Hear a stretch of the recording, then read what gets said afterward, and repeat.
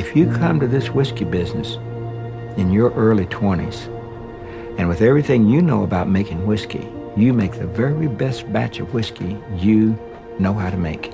Everything that you've learned, your family has been able to share, you make that batch of whiskey, you're going to release expressions of it. But when your last barrel from that batch reaches its maturity, you're now 45 years old, and that was your first batch. So you make another batch based on everything you learned from your first batch. By the time you go through that process again, and your last barrel reaches its maturity, you're about 75 years old.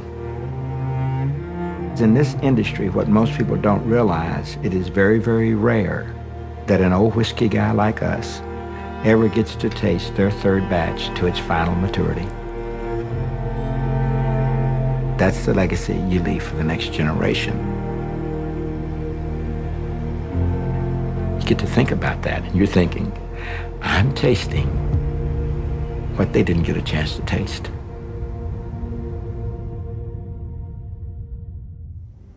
So here's the deal. Water is your friend, okay? Limestone water has a special property. It has a lot of calcium, a lot of minerals in it. When the water passes through this limestone, it filters out the iron, which really gives whiskey a bad taste. So it's a little bit softer and sweeter, okay? You got that in one hand, and this is your Buffalo Trace. Now, here's what we're gonna do. So you've had a chance to play around with the White Dog. So you've already gotten acclimated to the smell and what the White Dog is all about. So now we're gonna let our palate take over after this White Dog has been in the barrel for a while. So what I want you to do for me is I want you to take a sip of the water first. Now take a tiny sip of your Buffalo Trace. Just a little tiny sip of the Buffalo Trace. Now come right back with the water again, but this time, Dot, hold a little bit of the water in your mouth, okay? And with the water in your mouth, take another sip of that same Buffalo Trace with the water in your mouth. And just roll it around on your tongue for a little bit, okay? And all of a sudden you realize, whoa, I can taste a little bit of the char, a little bit of an oaky, woody kind of a taste profile to it, and a little bit of an alcohol burn, but the finish is kind of smooth. And each time you go back for your next sip, reduce the amount of water that you're holding in your mouth. And gradually you get acclimated down to neat, straight up. But that allows you to understand how much of a dilution do I want with this bourbon to enjoy the flavors that I enjoy. So in the industry, there is no right or wrong way to drink bourbon, whether it's a flick of water, 2 flicks of water, 1 ice cube, 2 ice cubes, chilled, poured over ice, okay, crushed ice. All those things are components in releasing different flavors to the bourbon. Cool? All right, so the right way to drink bourbon is just the way you like it. All right. My name's Jake Solik. I'm a bartender here at OBC. Today I'm gonna be making a smoked old fashioned. We're using 2 dashes of a homemade Abbott's bitters, 2 dashes of a Fee Brothers cherry bitter. And then we're gonna sweeten this with what's called a fall simple syrup. It's a traditional simple syrup. It's infused with cinnamon, apple peels, and allspice. 2 ounces of your bourbon.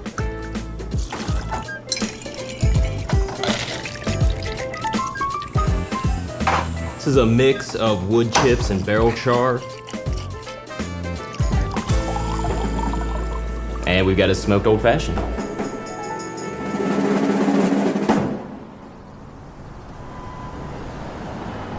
There is a slaughterhouse right there.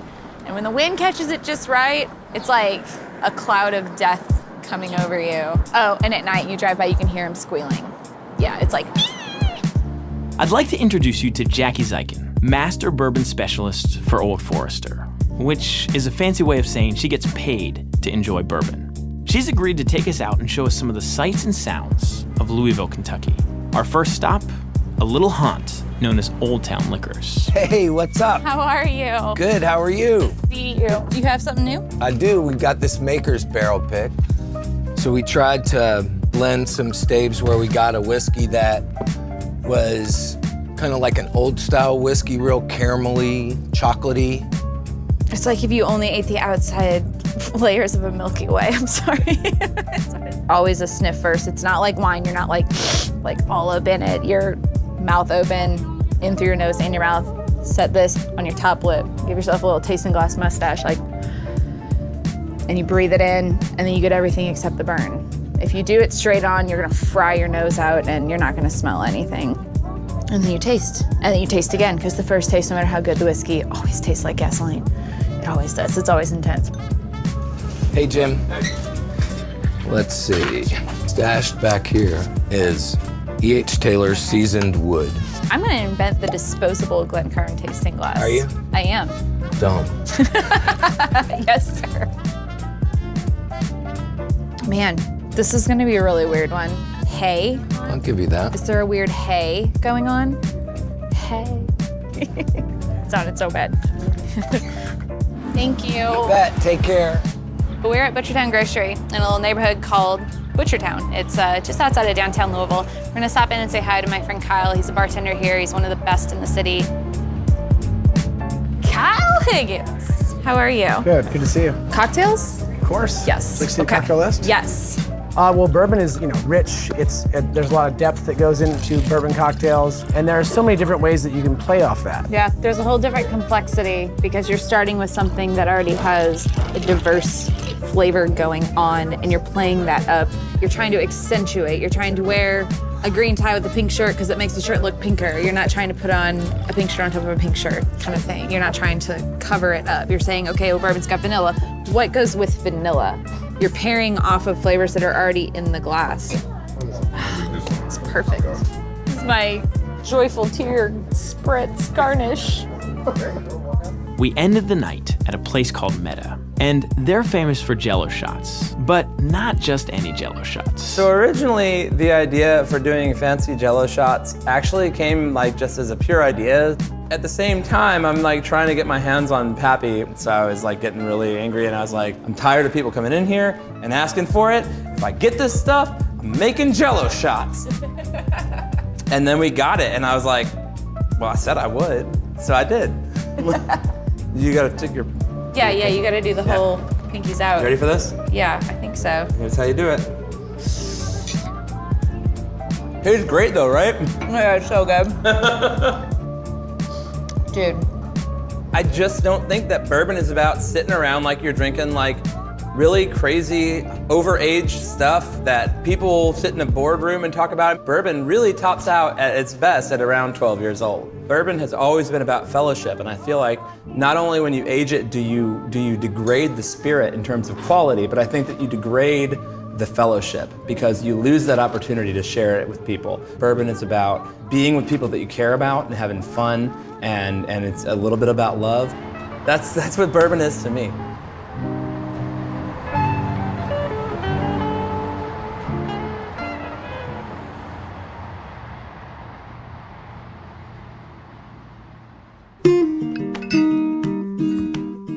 When you order a bourbon neat, you're asking for it in its purest form. Room temperature, no ice, no mixers, completely undiluted. Now, you might like the thought of this, but if it's just a little strong at first, don't be afraid to add a few drops of water. This will help open up some of the flavors and smooth out some of the rough edges. And don't worry about ruining anything. Your bourbon is bold enough to handle whatever you throw at it.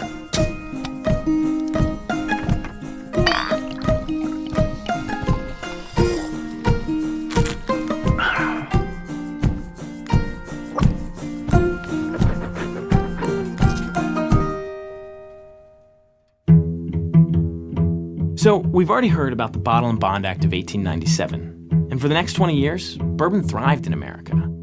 But then Prohibition came along and almost killed the industry. However, bourbon is resilient, and it survived. In 1933, Prohibition was repealed, and for the next 30 years, the industry rebuilt itself. And once again, boomed in America.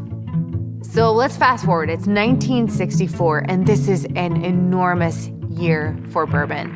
It's finally recognized by the federal government as America's native spirit. You can only make bourbon in the United States. Bourbon now has an identity. After 1964, we know where all bourbon comes from. This is a watershed year for bourbon. There were huge distilleries pumping out an immense amount of product. But after the revolution that the United States had in the 60s, the younger generation did not want to do what their parents had done. Amidst the backdrop of the 1960s, you had shifting cultural preferences. People didn't want to drink what their dad drank. People wanted to do something different from what the previous generation had done. Bourbon's not cool anymore. They found vodka, and they found beer, and they found wine. The bars, they want to find what's hot and what's not. And so you saw in the big markets a lot of martini bars. You know, you saw commercials on TV in the 80s. I remember two old guys sitting on a porch drinking a wine cooler. There are many ways to use the Bartles & James Premium Wine Cooler. One lady in Massachusetts even uses it to make bread. Outside of Kentucky, people didn't know what bourbon was. I'd go to New York, San Francisco, you looked on the shelf, there were no bourbons on the shelf. The bourbon industry tried to adapt in the sense that they wanted to make a spirit that looked more like what consumers wanted. A clear spirit, a tequila, a vodka, or a gin. They tried to make light whiskey. So they would take this beautifully aged, 4 to 6 to 8-year-old bourbon, and then they would filter it to the point where it was clear because they were trying to make it more attractive to this consumer who wanted a clear spirit. But what they did was strip out everything that was good about it. It was a futile effort. There was nothing that they could do to attract the consumer to bourbon. So distillery after distillery started to close. It was really a sad time for the industry. There were a number of excellent distilleries that were sold to large conglomerates who simply closed the distillery. Many, many wonderful brands disappeared and will never return. The bourbon industry was considered the old folks' drink, and clear liquids, the vodkas and the rums and the cocktails and all that had come into vogue. And what happened was these old distilleries had thousands and thousands of barrels of bourbon just sitting around. There was no demand for them. So they just sat quietly aging in the warehouses. When I got out of school in the 60s, the bourbon industry was dead, so I moved away. I got recruited by another company, and that was my life, okay? So I was in operations and engineering and did a bunch of pretty cool stuff. And my dad was so proud, but he also wished that I'd worked at this distillery. He calls me up one day and he says, I got some good news and some bad news. And I said, well, okay, Dad. I said, well, what's the good news first? And he said, well, the good news is I love you. So I said, all right, Dad. I said, what's going on? He says, well, I'm terminally ill. And he says, I'm asking if you will keep your promise and take care of me. And what he was really asking me to do was come home. But during that period of time was when he said he wanted me to start working down here, and I didn't realize the significance of it until he started coming down here and he started talking to me. And we would do a toast. Every day I came in from this distillery, we'd do a toast, thanking the Lord for another day together to share things. And he would come down here with me sometimes and he'd say, now, did I tell you about this? And don't forget this. And how about this? And remember this. And I realized it's more than me coming back here and just working at the distillery. He was passing all this information on. So when you're tasting really good bourbon and you just let it linger on your palate, you appreciate how it got there. And it's not just grains and a piece of wood. It's the care that make it taste like it does.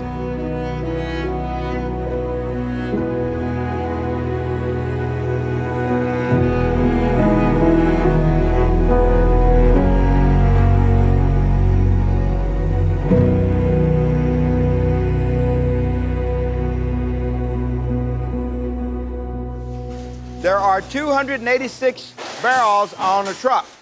So what we're going to do is we're inspecting those barrels. We're looking for any defects in that barrel. Most people don't realize the shape of a barrel has absolutely nothing at all to do with the aging of bourbon. It's just so you can move it around. Full of whiskey, it weighs 550 pounds. 50 to 70% of the taste of what's in the bottle comes from the barrel, and that'll depend on how you distill it, what your barrel entry proof is, what your grain recipe is, how flavorful the distillate is before it goes in. So it's somewhere between 50 and 70%. A newly charred white oak barrel traditionally is going to be about 70 to 100 years old. White oak tree is to bourbon what a grapevine is to wine, what peat is to scotch. It's where your tree grows for those 70 to 100 years that the roots are busy picking up flavors from whatever grew around the base of that tree. So the soil, clay, decomposing foliage, and vegetation are all factors in that taste profile of the barrel. When a cooper builds a barrel, it's not just a barrel. There's 30 to 33 stages in the making of a barrel. So theoretically, you could have 33 different trees in the making of that barrel. So it's more than just a barrel because each one of those staves brings a component to the taste profile of that product. We use the best white oak logs we can find on the market. All of those white oak logs are processed at our individual stave mills, so we're able to control the quality of that. When it gets to our facility, we raise all the barrels on our own. We own our own cooperages, so we can do some unique things here. One of those unique things is we toast every single barrel. So every single barrel is put on a high radiant heat that tracks all of those flavors to the inner part of the barrel where the whiskey or bourbon's going to touch. From there, it's going to go over to the char fire, and at the char fire, that's where it's actually caramelizing those flavors that were brought to the surface. The char allows the whiskey to get into the barrel staves, and that's where those flavors are. The longer it's in that barrel, the more those flavors it's picking up.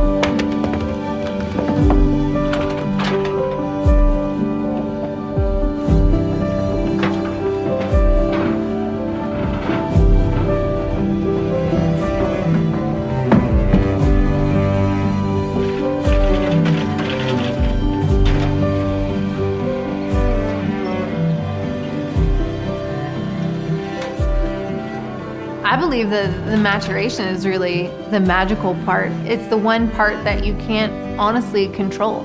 It just happens how nature wants it to. Bourbon takes time. You don't make it today and sell it tomorrow. You know, you gotta put it in the barrel, let nature take over.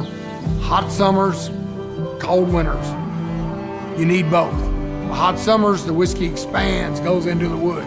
In the wintertime, when it gets cold, it contracts and comes out. That's where we get all the color and a lot of the flavor. So that's where you gotta be patient. You gotta leave it alone, put it away in the rack house, and let nature take over.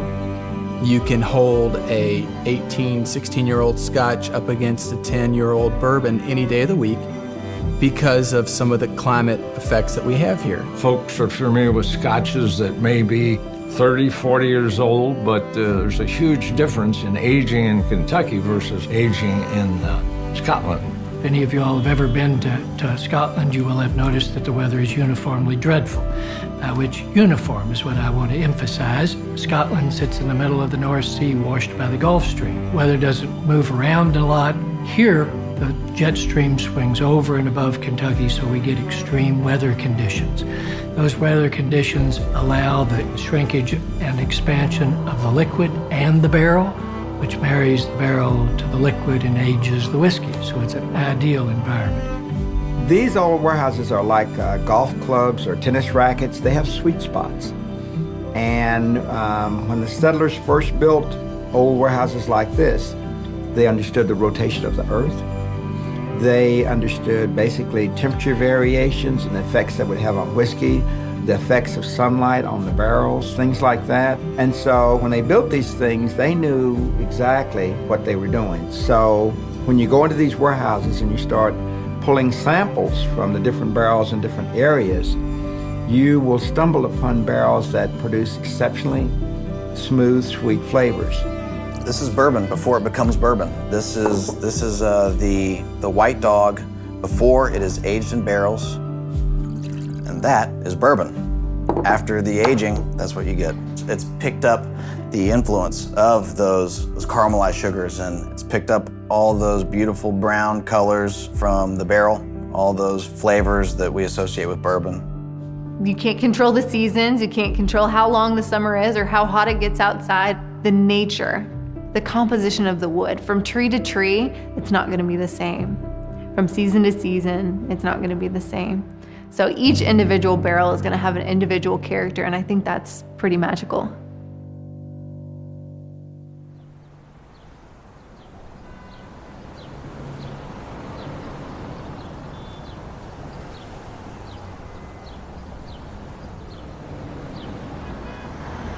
Don't anybody look into the bright light. That's all I gotta say. I don't need a glove, I'm good. Sorry.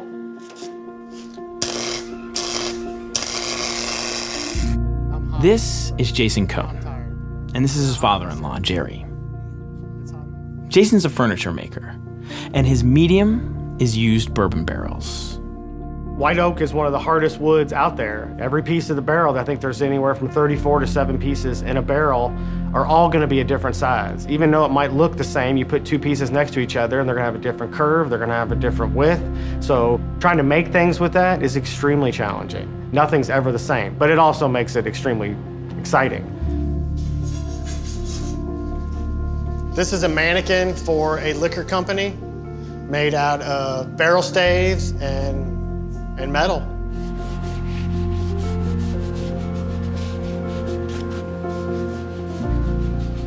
I've always liked to fix things. I was broken when I was 15. I was in a car accident. Wasn't wearing my seatbelt with your dad like, you know, back then nobody did in the 80s really. And we got in a car accident and I fell out of the window and ruined the use of my left hand. And this girl I was dating looked at my hands and said, you're never gonna work with your hands, you're never gonna be anybody. And it just all of a sudden clicked one day, I need to do something. And so ever since then, I've always wanted just to fix things. So I started fixing chairs and bought a lathe and started turning stuff. And then I ran into some guy who made soy sauce in bourbon barrels, and that was it. I had to make stuff out of these recycled barrels that he kept throwing away.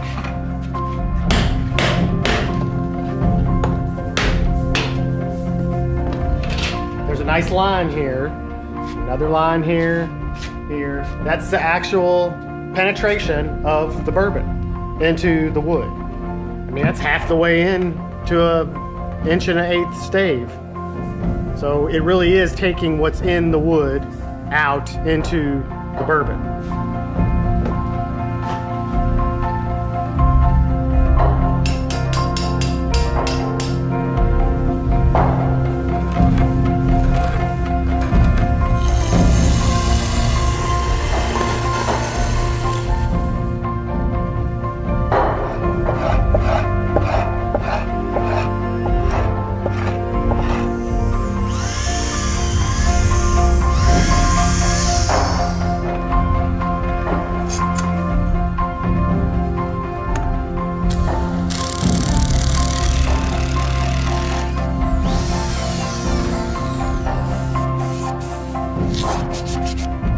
My life needed fixing, and this is what repaired me, was woodworking. I was broken, and these things were broken too, and now I'm putting them together in their new form, and now they're beautiful again.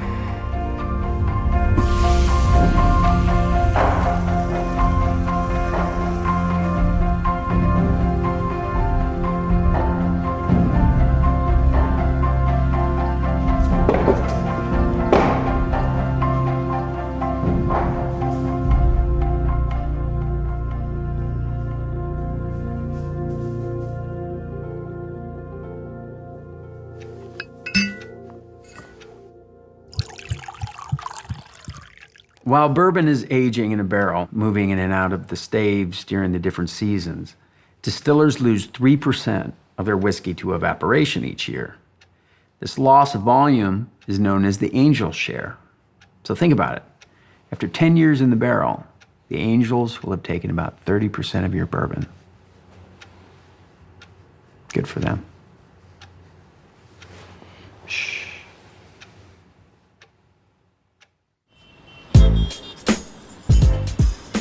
オールドファッションなんですけれども、私はこの2つのウイスキーを混ぜて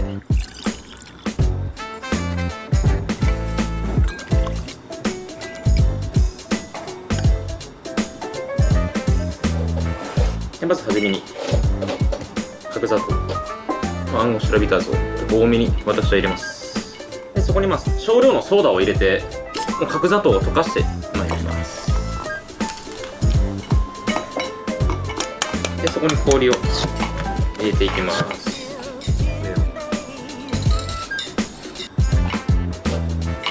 で先ほどプレミックスしたバーボンウイスキー、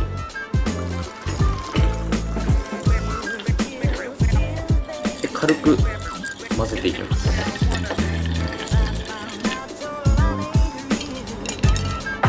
どうぞ、オールドファッション。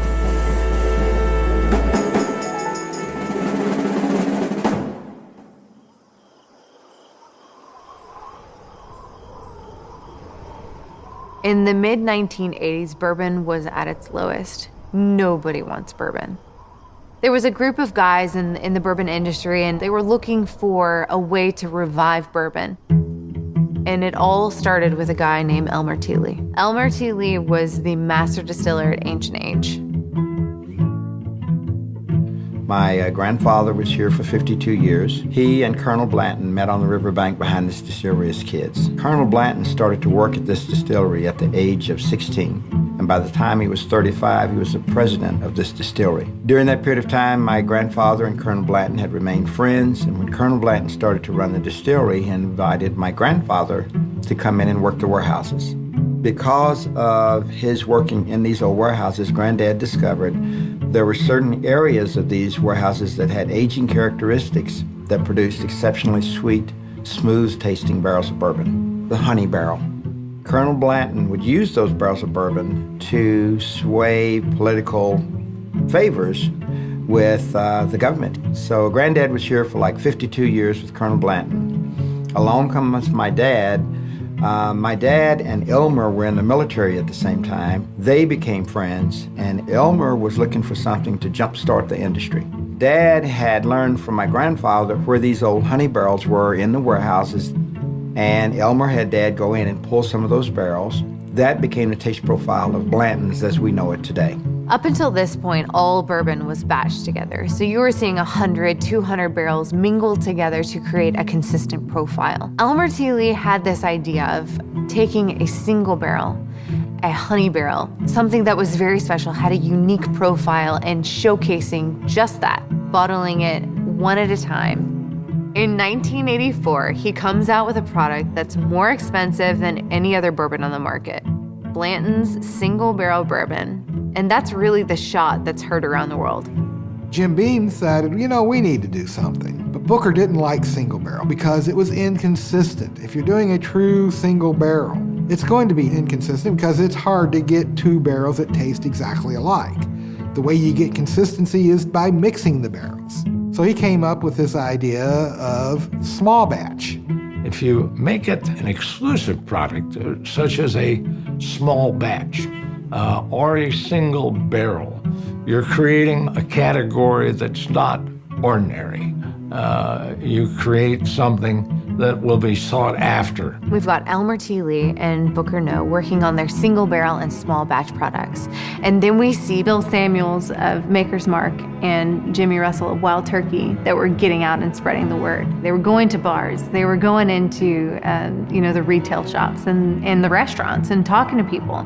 They were sharing the stories of bourbon and their family history and making people fall in love with it.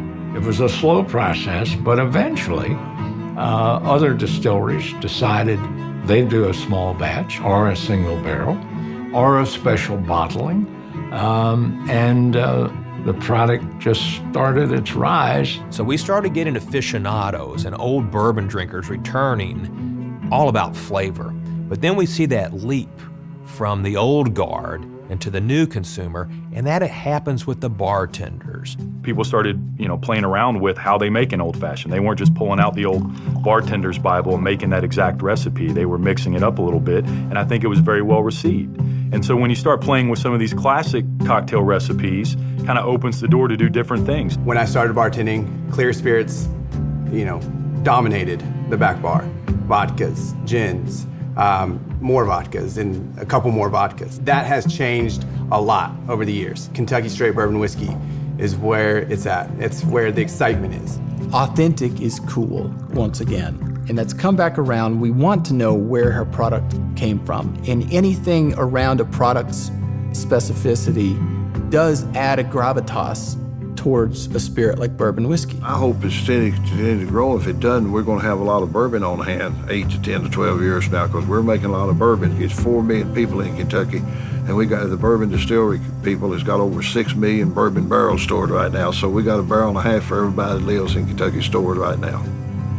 We cannot turn the spigot on overnight, put out a product. We got to wait 7 to 12 years here before we can get the product to the market. The hardest thing for any distiller is creating a new product and, mashing it and then distilling it 3-4 days later and then throwing it in the barrel and then all of a sudden just, I guess we'll wait and see what happens. You have to have patience. What we're producing today, it's not available till roughly 6.5, 7 years later. We're looking long range. We don't look at anything near term because one thing we cannot do is buy time. Bourbon cannot be rushed. It has to go in the warehouse. It has to age. People have tried to rush that process. That just can't be done. I think there's a lot of parallels with how bourbon is made, how it's drank, how it's enjoyed, with maybe a lifestyle that we should be more pursuant of. Bourbon will continue to evolve.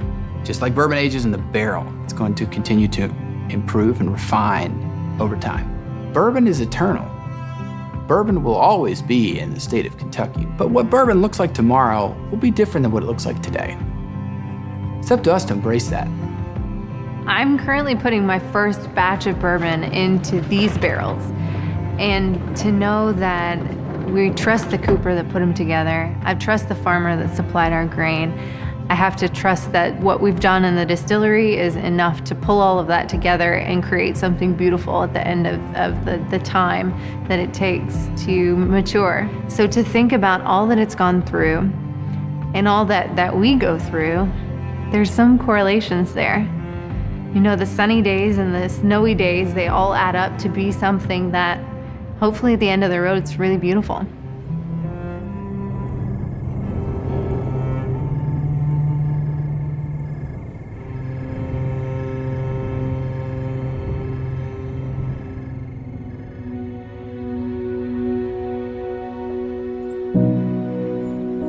When Dad rolled out the 6 millionth barrel, Julian Van Winkle gave me, as a gift to my dad, this bottle of 20-year-old Pappy. So I take the bottle and I open it up and I pour a little bit in his glass, pour a little bit in my brother's glass, pour some in my glass, and I go to put the stopper back in the bottle. And he looks at me and he gives me this weird look and he says, "What on earth are you doing?" I said, "Dad, I don't understand." I said, "This is a really, really good bottle of bourbon." I said, "It's really being sought after." He said, "I'm aware of that."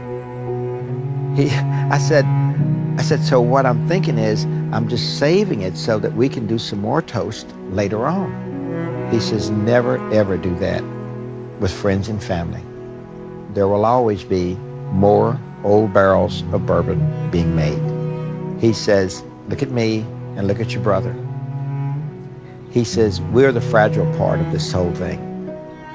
He said, "So never ever save old bottles of bourbon, okay? They're meant to be enjoyed with friends and family at the moment." It was the first time that my father and my brother and I had spent 3 hours together, just us, talking, laughing, discussing things that we had done that we didn't think he knew we had done. And then we started telling him about things that he had done that he didn't know that we knew he had done. We had the best time. We finished the bottle. 9 months later, they were both gone.